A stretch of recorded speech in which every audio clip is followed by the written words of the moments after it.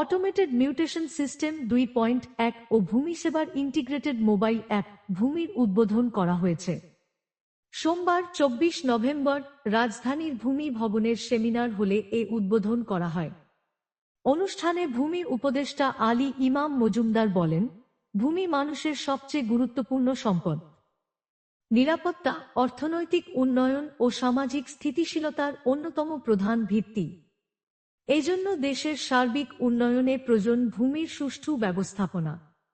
এ লক্ষ্যে ভূমি মন্ত্রণালয় জনবান্ধব অটোমেটেড ভূমি সেবা নিশ্চিতকরণে নির্লসভাবে কাজ করে যাচ্ছে। তিনি বলেন, অটোমেটেড মিউটেশন সিস্টেম 2.1 চালুর মাধ্যমে ভূমি সেবায় হিউম্যান টাচ আরও কমিয়ে ফেলা হয়েছে।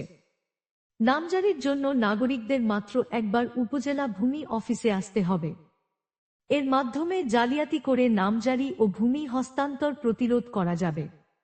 ভূমি সেবায় নতুন মাত্রা যুক্ত হয়েছে ভূমি অ্যাপ, হাতের মুঠোয় ভূমি সেবা।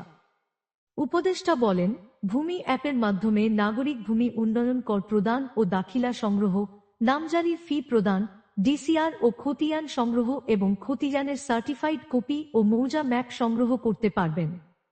পর্যায়ক্রমে অন্যান্য ভূমি সেবা ভূমি অ্যাপের মাধ্যমে প্রদানের ব্যবস্থা করা হবে।